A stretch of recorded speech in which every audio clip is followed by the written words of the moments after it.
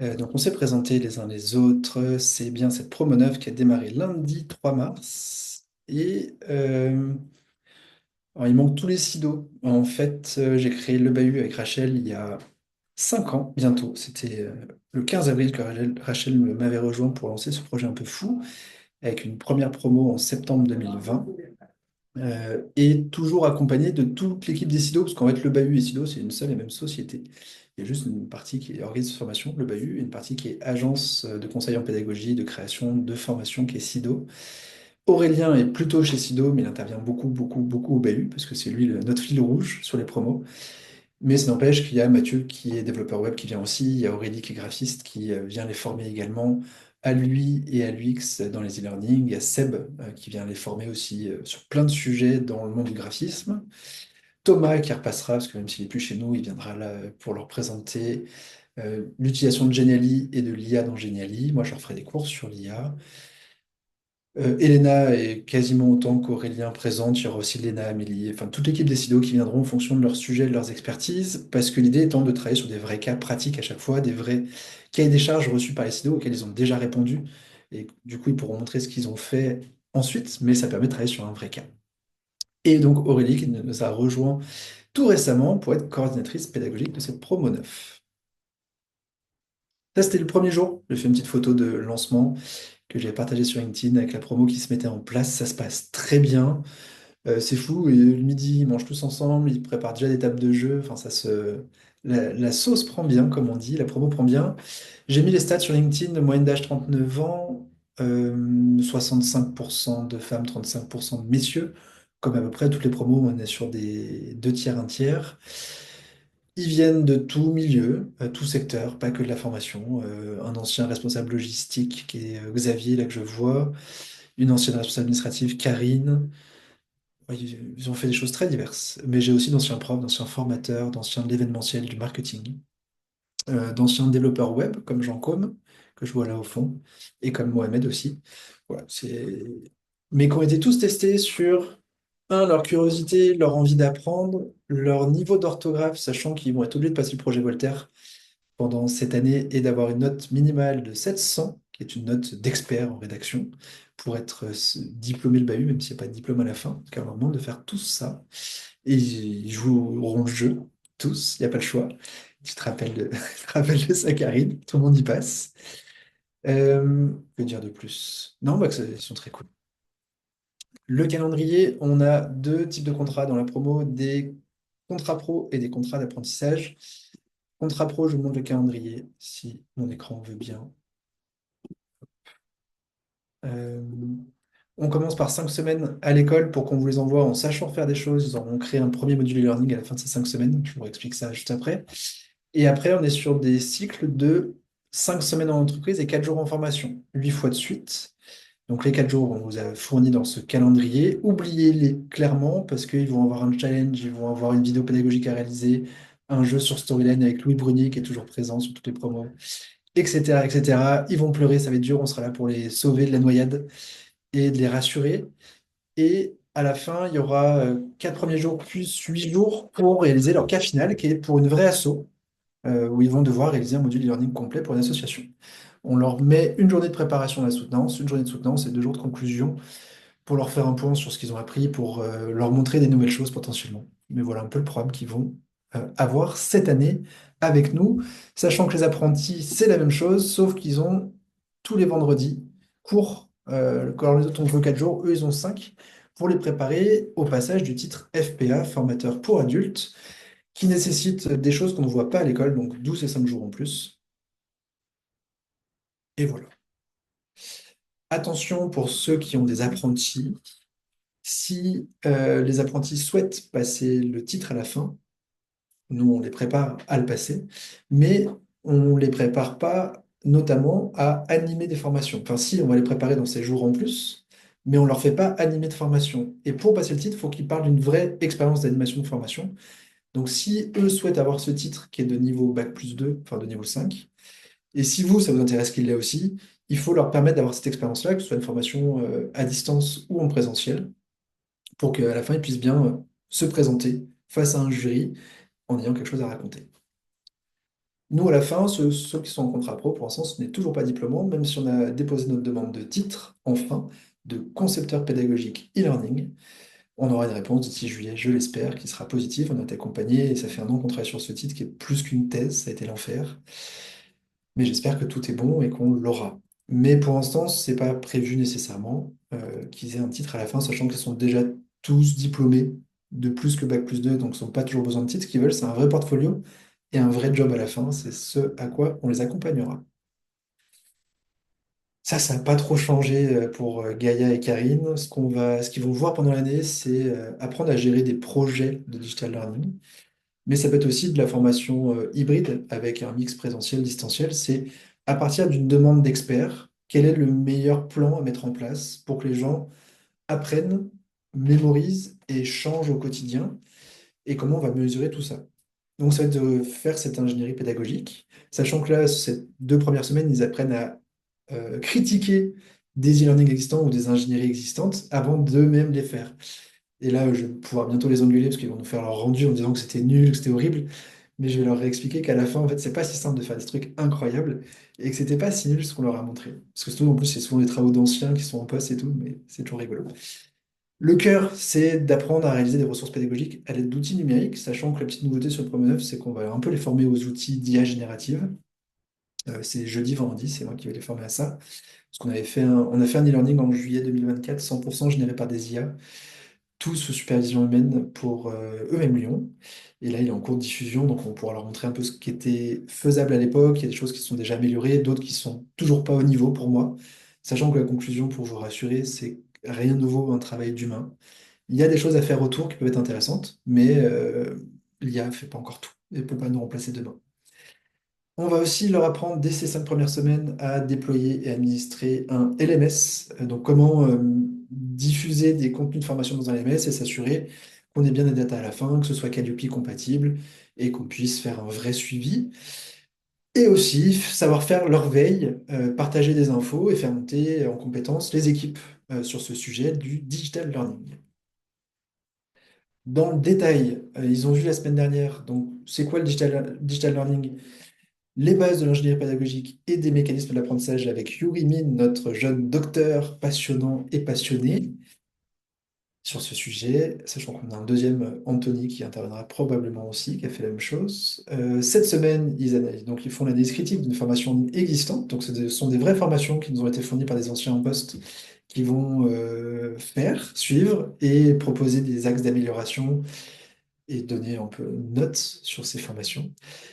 On va voir un panorama des outils numériques, parce qu'on ne va pas voir que des outils IA, évidemment. On va essayer de voir tout ce qui existe dans la galaxie des outils tech et donc ces fameux outils IA qui arrivent sur le marché, où moi, je vais être très fan, enfin très utilisateur de Claude, Gamma pour les supports PowerPoint, Wondercraft ou Notebook LM pour les podcasts, Lumen 5 pour les vidéos, AgeN pour le doublage, et d'autres que j'oublie là, Scilab pour les S2E-Lab pour les images. Mais ils en verront plein, on leur ouvrira nos comptes payants pour qu'ils puissent jouer et voir vraiment ce que ça peut faire quand on est un pro.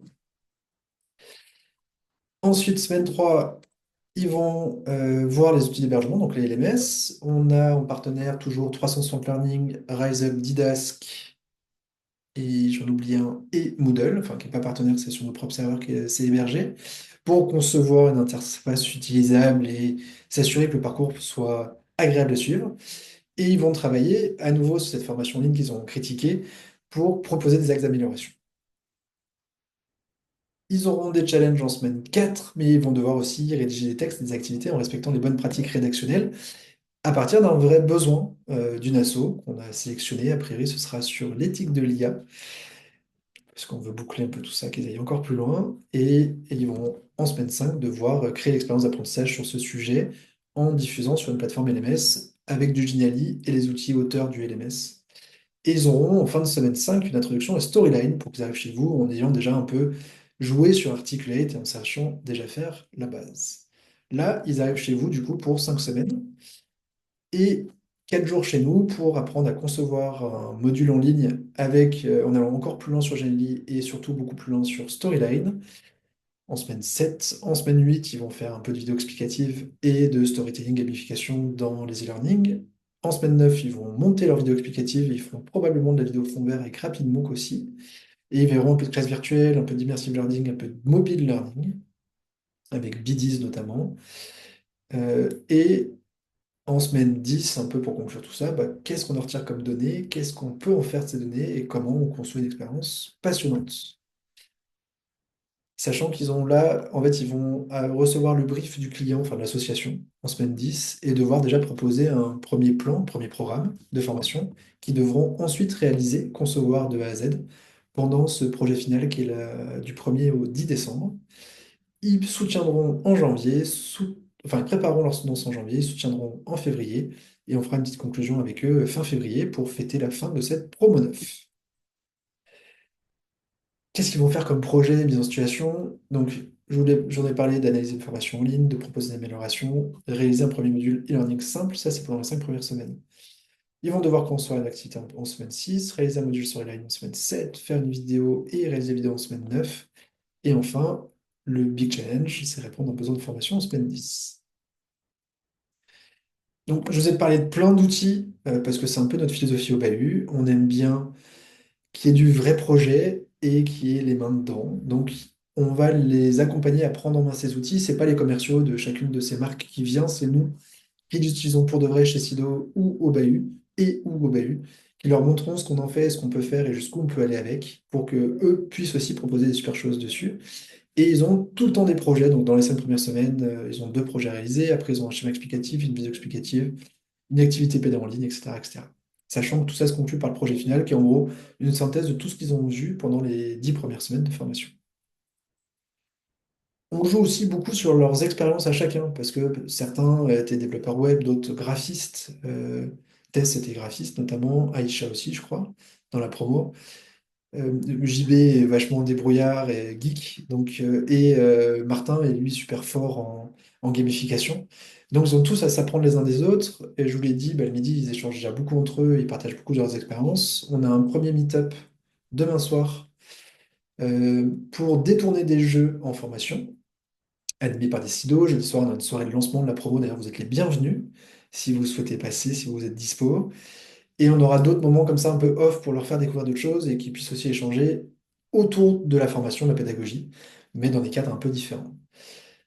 Sachant qu'ils travaillent beaucoup en groupe sur ces 5 premières semaines, sauf le cas final, les 5 premières semaines qui se fait en individuel.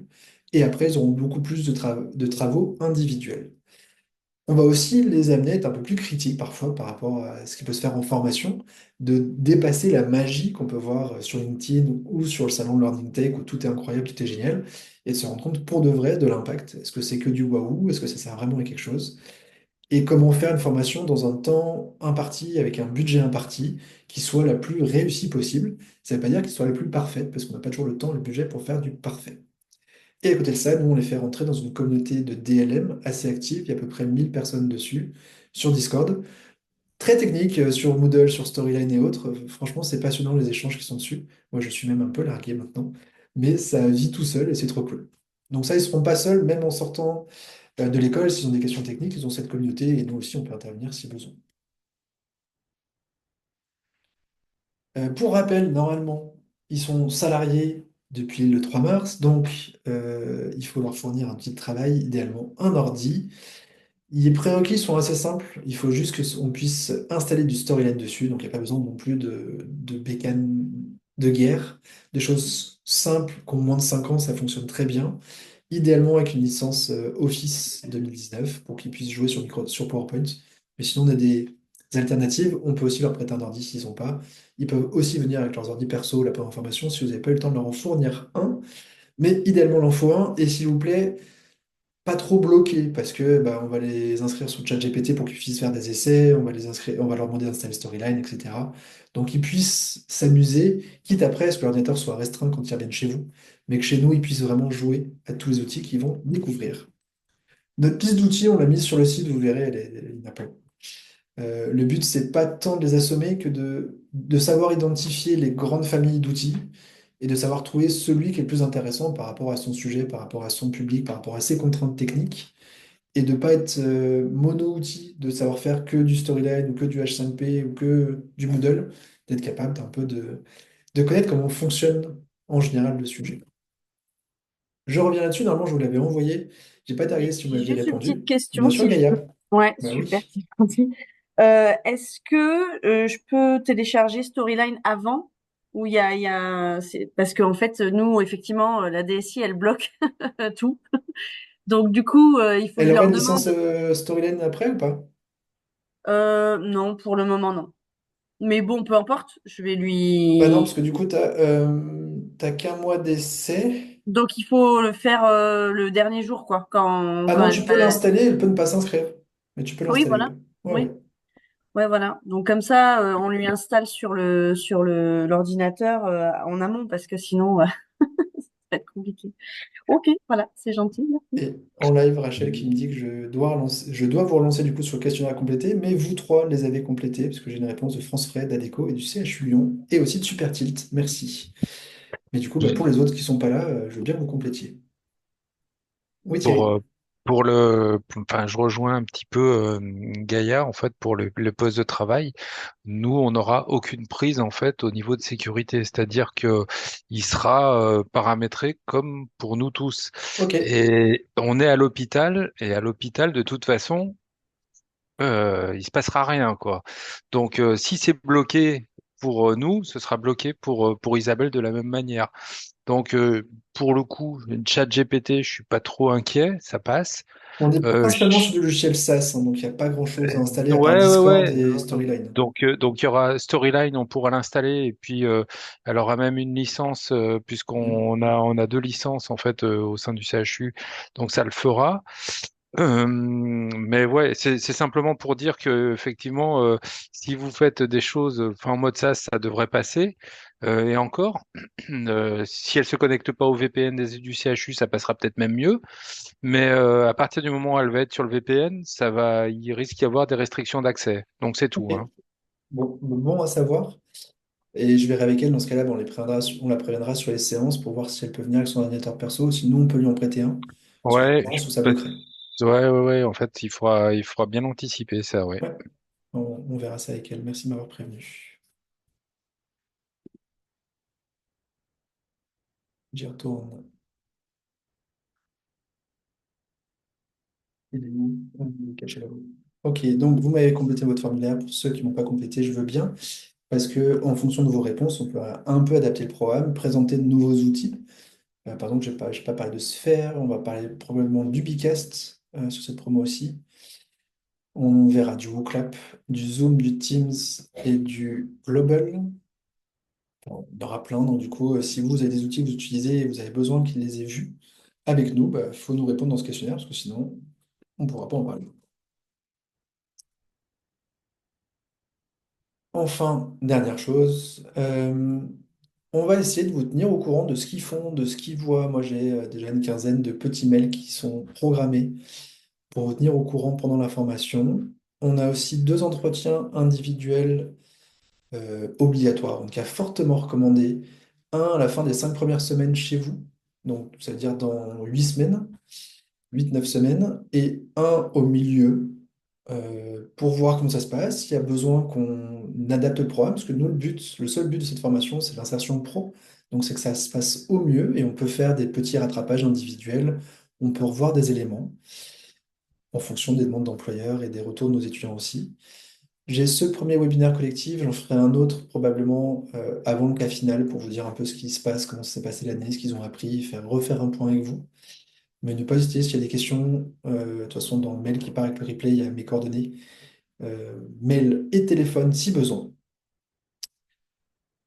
Et avec nos étudiants, pour ceux qui connaissent Rachel, c'est la pro du questionnaire de satisfaction, de l'évaluation permanente. Donc, on se fait évaluer tout le temps, surtout pour voir, pour être sûr que tout se passe bien et pour pouvoir les aider s'il y a des soucis. Ils sont sur Discord avec nous au quotidien pour qu'on partage le programme, les supports et qu'eux puissent partager leurs questions aussi. On a plusieurs séances d'échange collectif et aussi au moins deux entretiens individuels pendant l'année. On a un à la fin de ces 5 premières semaines aussi pour voir comment ça s'est passé, s'ils ont l'impression d'être assez à l'aise pour être dans leur boîte. Tous nous diront non, évidemment, hein, ça changera pas, quelle que soit la promo. Ils ont toujours peur avant d'aller dans l'entreprise, mais on leur présentera des anciens qui ont vécu ça récemment. La peur, à la fin des 5 semaines, d'aller voir la boîte et qu'au final, ça se passe toujours très bien. ou pas, mais en tout cas, il y aura un vrai échange avec des anciens qui pourront partager leurs expériences. Et on leur a recommandé, voire on a quasi exigé, qu'ils vous partagent un peu leurs avancées, leurs découvertes chaque semaine. Alors, un exemple de template de suivi tout simple, hein. Ce qu'ils ont appris, ce qu'ils ont découvert comme logiciel, ce qu'ils ont réalisé, s'ils ont réalisé des choses. Le but étant que bah, vous ne les oubliez pas et inversement, et que vous créez ce premier lien en disant bah, tiens, j'ai adoré ce logiciel ou Clap, est-ce que vous l'avez, ou est-ce que vous avez un autre outil de sondage pour tout ce qui est visio et classe virtuelle, et que vous ayez cet échange avec eux.